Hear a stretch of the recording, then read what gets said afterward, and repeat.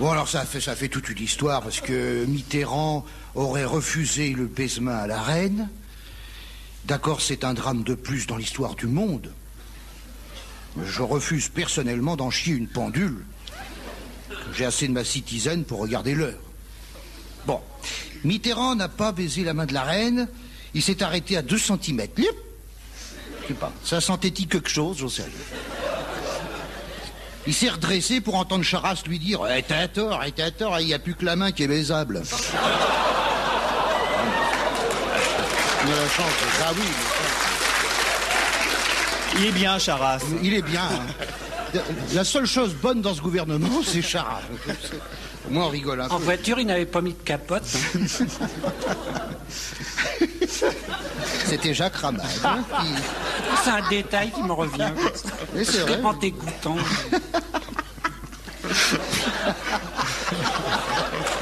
Oui, même si c'est vrai, c'est pas des choses à dire. C'est pas des choses à dire. Heureusement que l'interprète a traduit par « Eh bien, maintenant, nous allons passer à table. » Déjà, dit la reine, mais il est que 11h moins le quart, putain.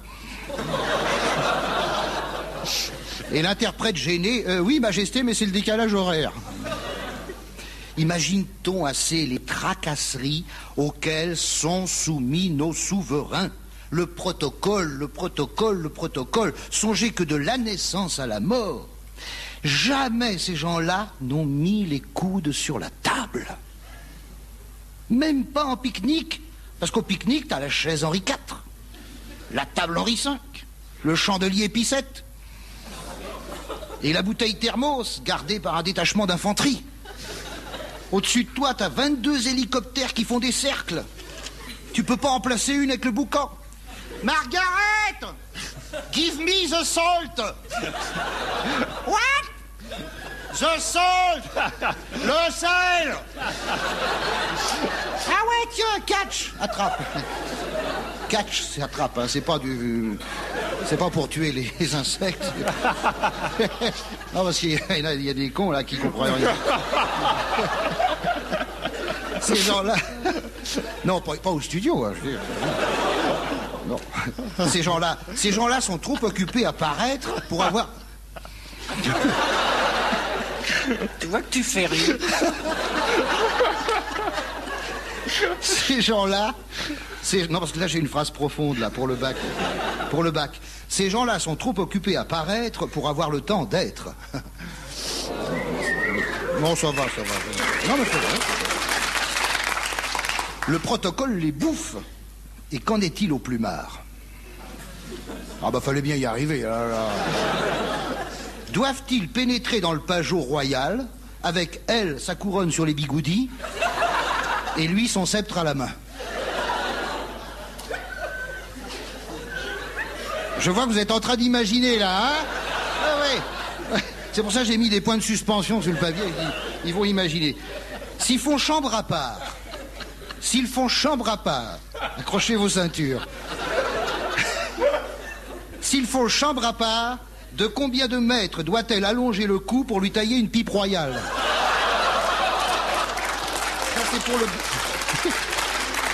Ça, c'est pour le bac G. Alors...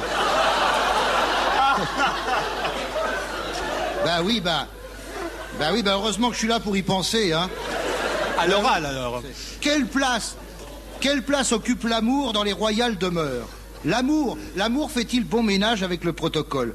Quand on est plus ou moins marié dès la naissance, on drague à quelle heure? Vous vous en foutez, bande de républicains? Moi aussi, mais bon. Le prince n'a jamais le loisir de se balader sur la plage en string, avec le paquet de Marlboro et le peigne qui dépasse du slip, pour faire intelligent. Le prince ne peut pas aborder une belle nana sur la plage pour lui dire « Alors toute seule pour faire intelligent. À 3 mois, il est déjà marié, le prince. À 3 mois, et même avant. Alors, 25 ans plus tard, le soir de la nuit de noces, ça me ferait bien mal au sein si le prince se jetait sur la viande. Ils doivent jouer au Scrabble et mettre Canal+ pour faire croire qu'ils prennent leurs pieds. Dans l'histoire des rois de France, on apprend que les nuits de noces, c'était pas du gâteau, les nuits de noces. Hein. Souvent, la reine confiait à sa gouvernante, « Madeleine, le roi est noué de l'aiguillette. » C'est joli, hein? J'invente pas. Non, non, c'est une expression médiévale. Le roi est noué de l'aiguillette. Ça veut dire qu'il a le bigorneau dans la coquille, si tu veux. Pour adapter un peu... hein? Non, mais c'est noué de l'aiguillette, c'est joli. Alain Decaux le dirait mieux que moi, quand même. Hein? Parfois, au contraire, il arrivait que le roi satisfasse la reine. Plusieurs fois de suite. Alors la reine, émerveillée, appelait sa gouvernante. Elle lui disait « Madeleine, Madeleine, alléluia, Sa Majesté a la taupe qui feuge. »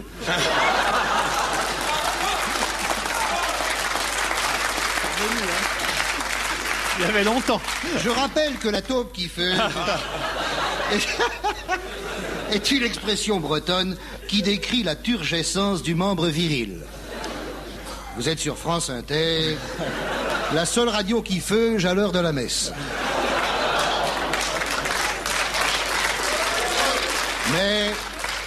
Mais, en anglais, but. Je ne voudrais pas me fâcher avec les royalistes, car il faut protéger les espèces en voie de disparition, et j'ai quelque honte d'avoir défloré l'intimité de ces personnages.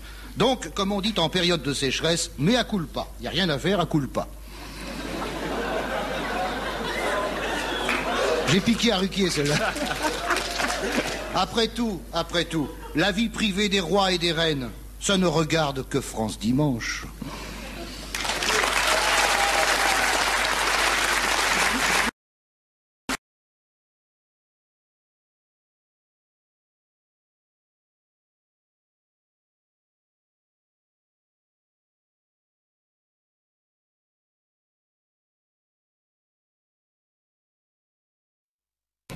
Patrick Font. Vous l'avez croisé dans différents galas, Patrick Font, Isabelle Aubray. Vous l'avez croisé, j'imagine, Patrick Font, déjà dans différents... Vous n'êtes pas choqué par tout ce qu'il raconte? Oh non, je connais bien. Oui, bien sûr. Peut-être plutôt que d'évoquer les anciennes chansons de Patrick Font, on va évoquer vos nouvelles à vous et Patrick. Qu'est-ce qu'elle ciné? C'était moi. Bah ouais, le monde est petit, hein.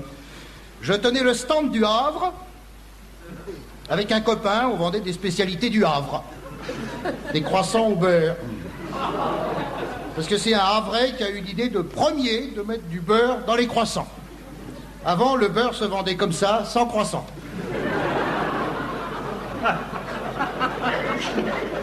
Et avec mon copain, on criait les merguez qu'on essayait de vendre. Mais vous êtes jamais venu chez nous, Isabelle, hein? Non, vous veniez chanter avec votre manger. Elle amenait son manger, bon. Elle amenait son manger, on a le droit. Alors mon pote, c'était Ludovic Ségalet. Ludovic Ségalet, je vous en parle, Ludovic Ségalet, parce qu'un jour, vous avez mis une nouvelle chanson dans votre répertoire, ça faisait « La mer sans arrêt, rouler Ségalet ». Ah, la crise, arrêtez. Mort de rire. Comme dit la camarade Roumanoff. D'ailleurs, c'est là que j'ai connu Anne Roumanoff. Elle tenait le stand à côté, le stand Auvergne, restons unis dans l'unité. Et devant les gens, elle faisait des tripous. Avec ses petits doigts de fée, elle faisait des tripous. Elle avait amené des intestins de brebis, tout frais de la veille, et elle faisait des tripous. Anne Roumanoff. Fallait la voir rouler ça dans ses mains de fée, jusqu'à ce que ça fasse 2 grosses boules de viande. Et un jour, à Ségalet, il a dit « Hey, si tu me fais la même chose, je t'épouse. » Et voilà. Il décollait, Ségalet. Vous avez compris, la mer sans arrêt. Oui, raison. D'ailleurs, c'est là que Anne, elle a connu son futur mari, Philibert. Un type en or, un très bon musicien, comme le sont généralement les aveugles.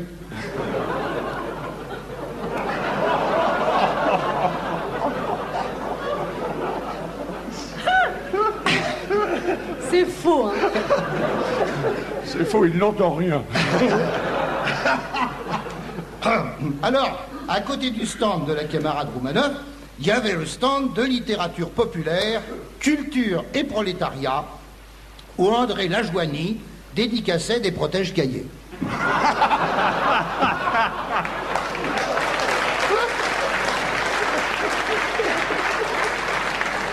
Et il nous engueulait, alors Dédé nous engueulait, il disait, vos merguez, elle pue, vous savez pas les faire, vos merguez, elle pue, vous savez pas les faire, et ses galets, il dit, ta mère non plus, elle a pas su te faire, banane.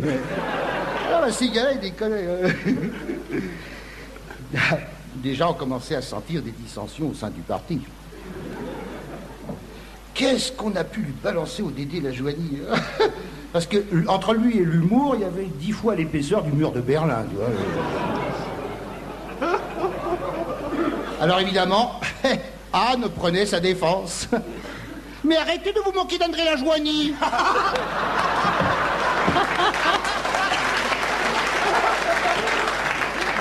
Si vous croyez que c'est facile de faire une croix sur un protège-cahier en plastique, avec une plume sergent-major, et puis c'est pas de sa faute s'il n'a pas de dynamisme. Il a eu une enfance difficile avec des parents qui lui marchaient dessus. Du pied gauche. Il a été versé trop près du mur et le mur était crépi. Et bien il a surmonté toutes ces difficultés. Et maintenant, il est chef de stand à la fête de l'UMA. Alors moi je lui dis, continuez André. Je vous aime bien.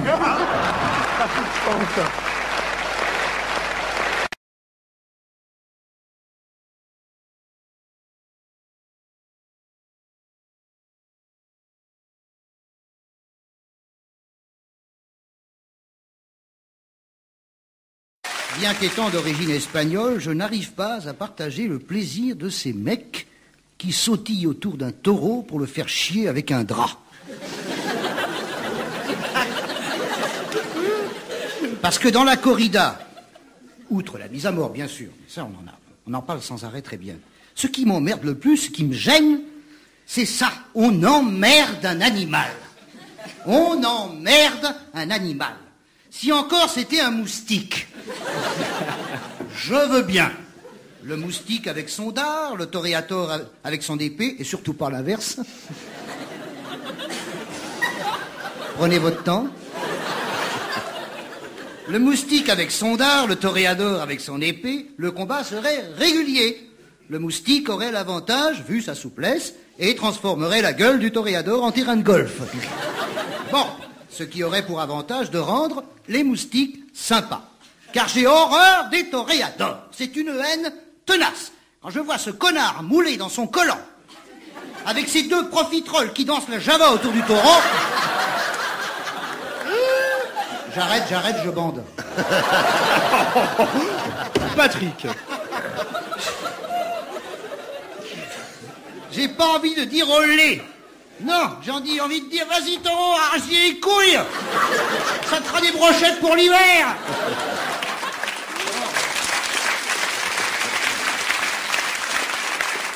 Je ne supporte pas qu'on emmerde un animal, surtout qu'avant la feria, 2 imbéciles à cheval, armés d'une lance, s'amusent à énerver le taureau, pour le rendre agressif.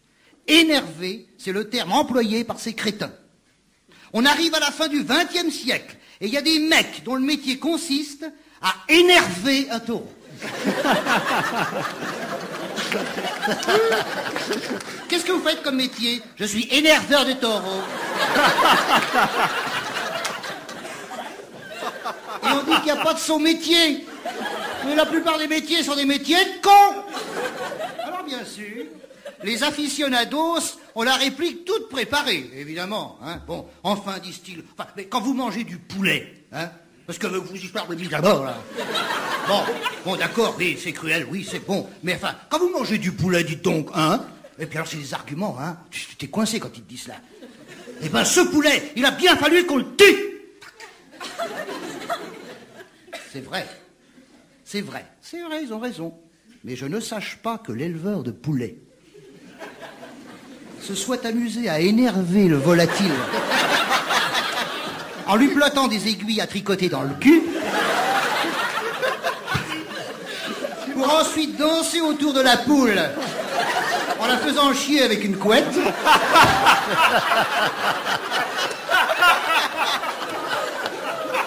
Et enfin lui planter une épée dans le cou afin d'entendre les employés de la ferme crier « Olé !»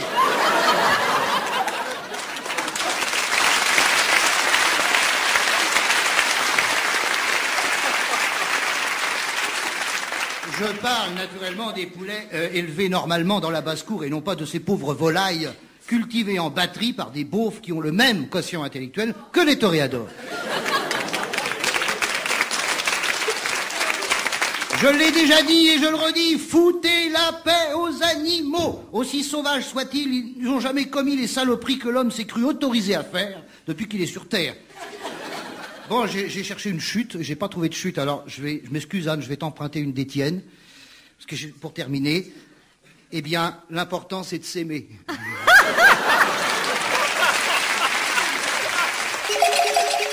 La mouche qui s'était égarée dans les sourcils d'Henri Emmanuelli, il y a 6 mois, est morte d'épuisement.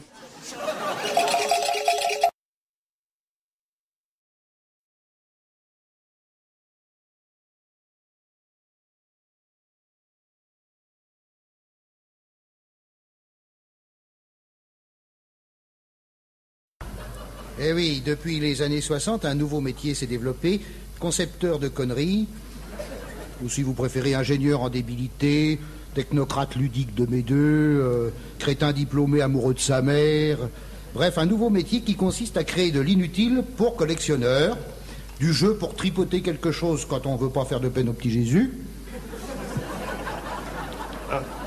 du cadeau que le commerçant donne en prime, par exemple, avec 12 paquets géants de lessive aux extraits d'huile de connasse, vous gagnez un tire-lipoton. Un tire-lipoton, le même que ceux qu'on voit à la télé.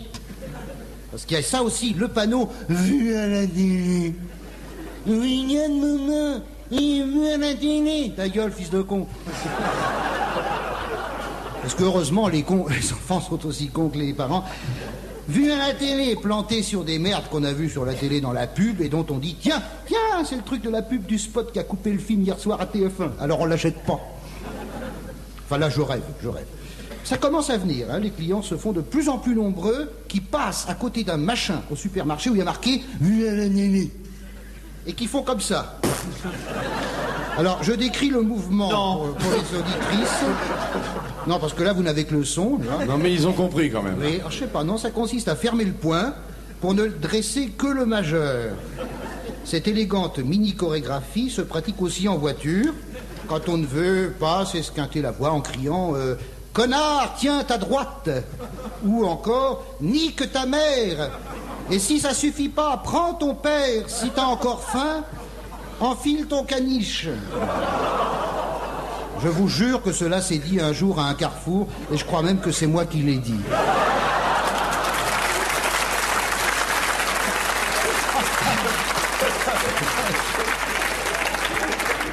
Bref, au cours de ces 2 dernières décennies, les gadgets à la con se sont multipliés à gros renfort de campagnes publicitaires orchestrées par les hypertrophiés de l'hypothalamus, dont le néocortex est réduit à la dimension du petit orteil.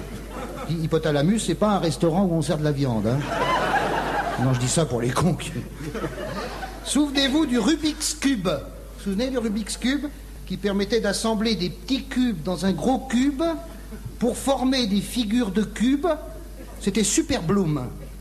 Mais au bout de quelques jours, ça se mettait à grincer. Ça donnait envie de foutre une paire de baffes au môme qui s'essoufflait les doigts sur son cube. Au point que des parents allèrent jusqu'à dire à leurs enfants « Tu sais, chérie, Charles, il y a aussi la masturbation pour s'amuser. Et puis ça fait pas Crux. Ou alors, bon... Car il s'est trouvé des psychologues, c'est vrai, il s'est trouvé des psychologues pour estimer que le Rubik's Cube était, je cite, un substitut à la sexualité latente et encore non épanouie. Je n'invente rien. Le Rubik's Cube aurait remplacé la bite. Et c'est quoi ce jeu? Tu te vois avec ça dans le slip de bain? Et qui pourrait faire une fellation à un Rubik's Cube? Qui, à part Denise Fabre? Oh, écoutez, Patrick, je vous remercie. Parle pas la bouche pleine. Oh! Bref, oui, Les embouteillages t'ont pas réussi. Dès qu'on sut que le Rubik's était un substitut libidinal, on l'évinça des bonnes familles, juste au moment où apparaissait la télécommande, qui permettait de zapper comme un fou dès que Denise Fabre apparaissait sur l'écran pour ouvrir son entonnoir à gencives. Puis il y eut le Pins. Ah, le Pins. Alors là, une invasion. Et ça dure encore, remarquez, il y en a des biens des pins, hein. Ne soyons pas totalement négatifs et reconnaissant le bien fondé sporadique de l'objet dont l'inutilité peut positiver l'esthétisme éphémère. Comme dirait Patrick Sabatier, après 16 litres de Saint-Yor et 4 injections d'héroïne pure, pour oublier l'eau gazeuse qui guérit le foie et fait péter l'intestin par les deux bouts.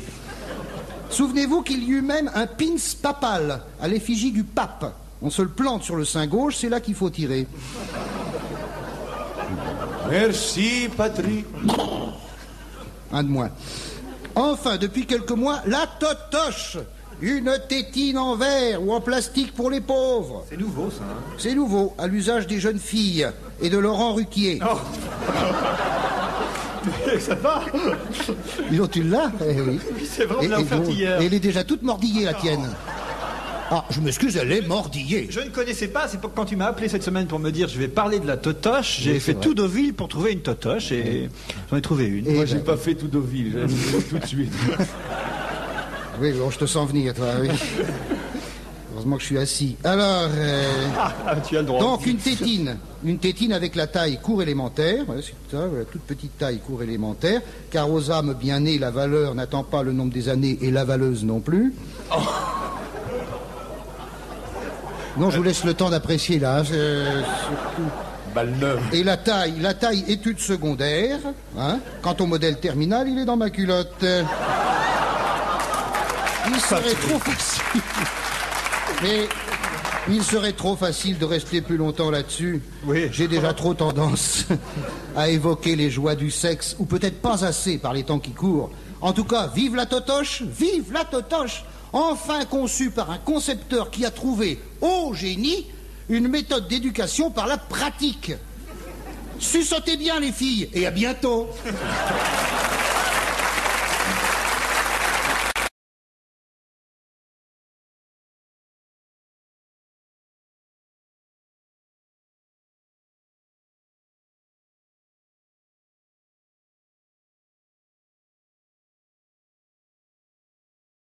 En classe de 3e, vous vous apprêtez à subir la terrible épreuve du BEPC. Cette éprouvante, stressante épreuve du brevet élémentaire d'études du premier cycle qui doit déboucher sur les vacances.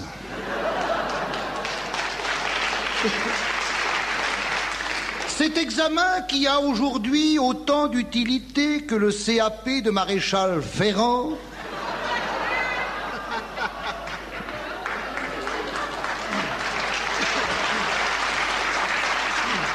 vous le contestez en protestant qu'il ne sert à rien. Ce à quoi vos parents répondent que dans la vie, il faut avoir un bagage. Oui, un bagage. Oui, lorsque vous prenez le train et que vous allez de Brest à Plan de Cuc aller-retour et que vous emportez des bagages, tous ces bagages sont-ils indispensables? Non. Alors fermez vos gueules et révisez. Pendant ce temps, vous ne regarderez pas la télé. Et si le BEPC ne vous rend pas plus intelligent, le fait de ne pas voir la télé vous rendra moins con.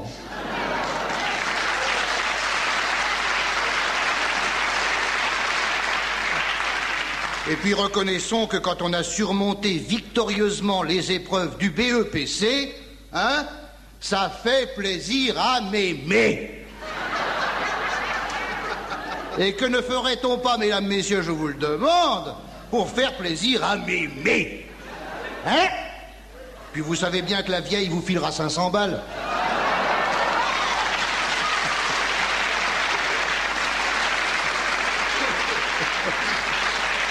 Et pour peu qu'on ait encore 2 mémés, ça fait 600 balles en tout. Car sur les 2, il y en a toujours une qui donne moins. Non pas que l'une soit plus généreuse, mais c'est pour faire chier l'autre. Bien sûr, après, il faudra aller voir mémé pendant les vacances. Pour lui dire merci. Il faudrait y aller au moins 2-3 jours. Bon. Oui, alors quand même, elle a pu faire un effort, ma chérie, quand même. Sinon, 600 balles. Bon. Il faudra retrouver la petite chambre qu'elle vous a aménagée sous les combles, avec la vieille table de nuit qui contient le pot de chambre ancestral dans lequel, tout petit, vous faisiez votre cacanet. Oh, le cacanet! Il a fait un beau cacanet, le bébinet! Dans ces combles merveilleux qui puent la pisse tous les matins. Lorsque... Mon Dieu, qu'il est bête. J'en connais une qui nous écoute en ce moment à Paris et qui doit être sous ses draps. Lorsque j'ai passé mon BEPC en 1957, il était déjà question de le supprimer. Et puis De Gaulle est arrivé. Il a dit non, ça va être la bouteille à l'encre. Ça va provoquer dans les familles un véritable ourverie.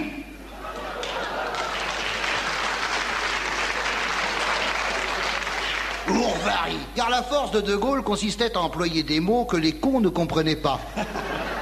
Il pouvait donc gouverner seul puisque ses ministres ne comprenaient rien. Après De Gaulle, le conservatisme va perdurer, Pompidou, Giscard, puis les socialistes arrivent. Mais au fil des ans, le BEPC revient comme le rhume, la grippe et l'Eurovision. La droite revient, François Bayrou débarque, ta-ta-ta-ta-ta, la tête haute et les mains jointes, une ère nouvelle se présente à nous. Oyez, oyez, l'agonie du BEPC, qui dès l'an prochain sera remplacée par la communion solennelle.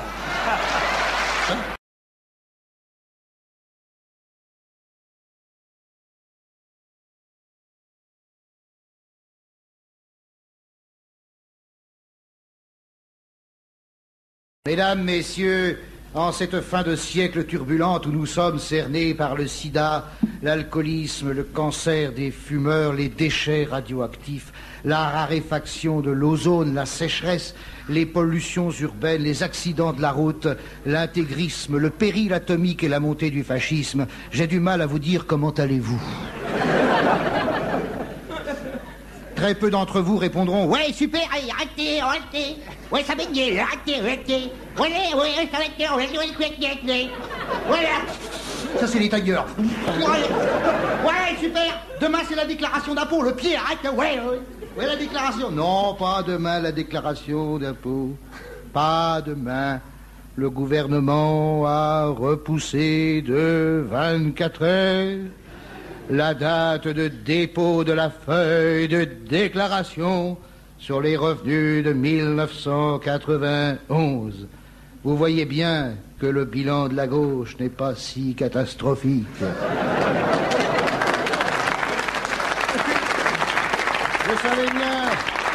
Je savais bien que Mitterrand avait une dernière carte dans sa manche pour sauver le socialisme. Mais laquelle? Eh bien, comme d'habitude, celle à laquelle on ne s'attendait pas, la permission de déclarer nos revenus mardi au lieu de lundi.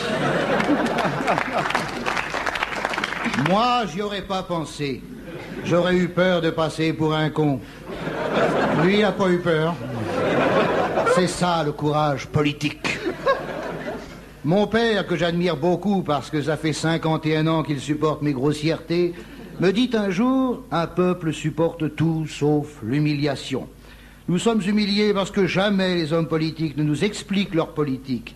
Alors au fil des années, la politique nous écœure, on se sent floué, diminué, rapetassé. Mais voilà le printemps! Et voilà le printemps!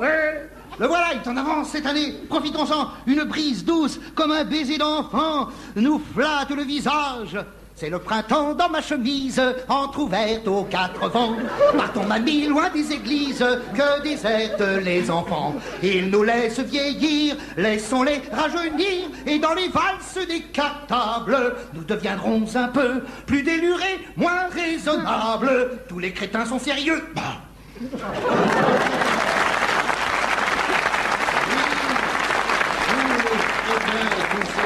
Le printemps a fondu sur la France et à Paris fleurit le corps de la Maja nue. Vous avez vu sur les affiches? Sur les colonnes Maurice, ouvrez les yeux, la Maja nue, peinte par Goya, qui n'a rien à voir avec la trisomique de la chanson Cucu. La Maja nue, toute nue, allongée sur un canapé, offrant au regard de tous les Parisiens tout ce qu'une femme offre à son amant. Wow. Vous avez vu cette poitrine? Non mais vous avez vu cette poitrine? Tu passes d'un sein à l'autre avec une telle dextérité que tes doigts se métamorphosent en essuie-glace. Non? Si. Et puis il y a le retour de Blanche-Neige. Ah, Blanche-Neige. Oui, Blanche-Neige.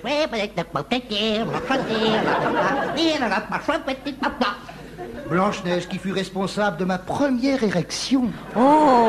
C'est vrai. Non, mais je déconne pas. Oui, j'avais 4 ans. Il y a plus de 50 ans. Qu'est-ce que t'as dit? Elle a dit il y a plus de 50 ans. J'ai pas entendu. Elle t'a rend sourd. J'ai pas entendu, mais ça doit être une belle vacherie, non? Merci, Anne. J'avais 4 ans, c'était la guerre. Et pour jouer à l'époque, nous n'avions pas de jouets. Fallait donc faire avec ce qu'on avait.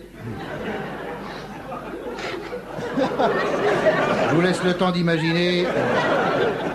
Aujourd'hui, les gosses ont des ordinateurs.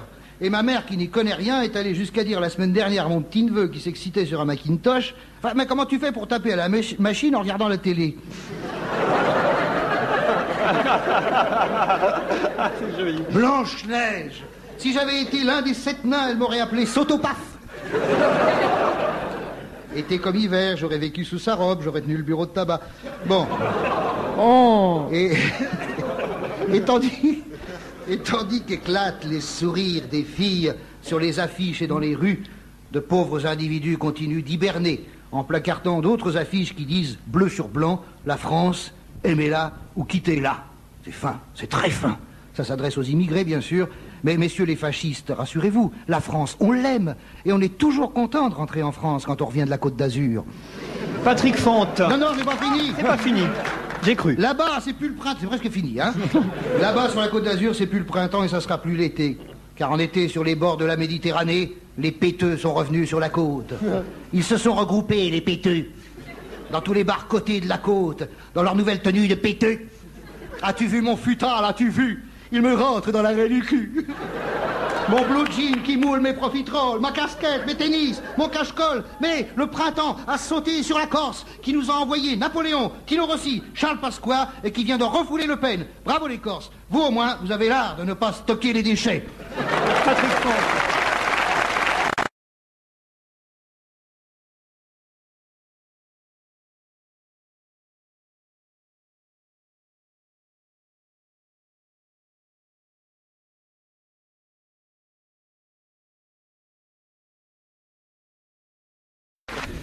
Les orages. Oui, d'accord.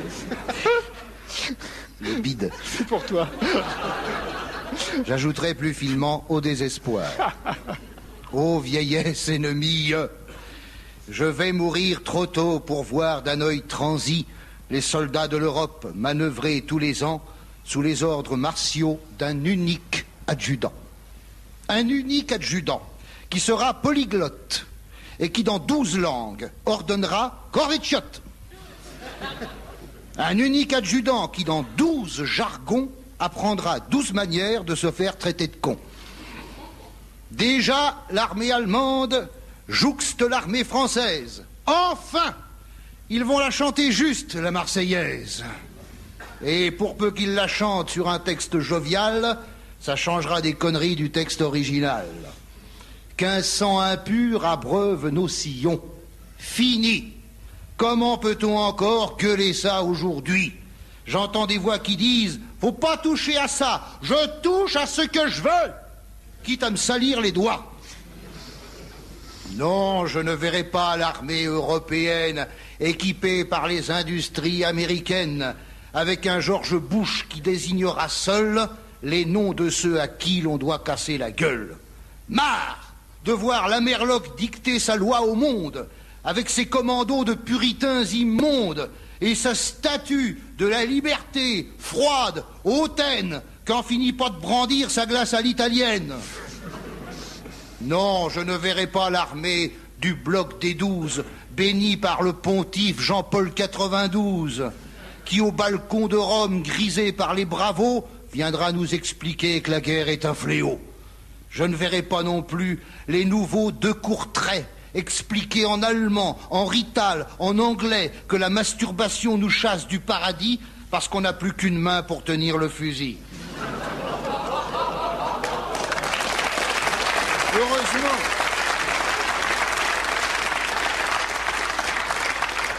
Heureusement, il y aura pour se joindre au concert de tout ce que l'Europe compte d'ardeur guerrière, la Suisse.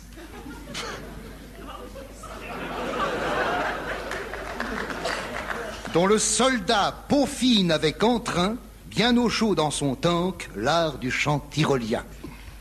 Planqué sous le sapin où l'oiseau fait cuit-cuit, le soldat suisse chante « Ah, l'Haïti !» Alors l'ennemi recule en murmurant « Les gars, plutôt perdre la guerre que de supporter ça. » Le soldat italien, qui depuis la dernière préfère mourir en paix que vivre dans la guerre, volera des transistors au fond des bombardiers qui largueront les bombes sur leurs ateliers. Jamais à court d'idées, toujours moqué à tort, le Belge à la sauvette vendra des miradors. Et nous verrons mourir nos armées en délire, non d'un éclat d'obus, mais d'un éclat de rire.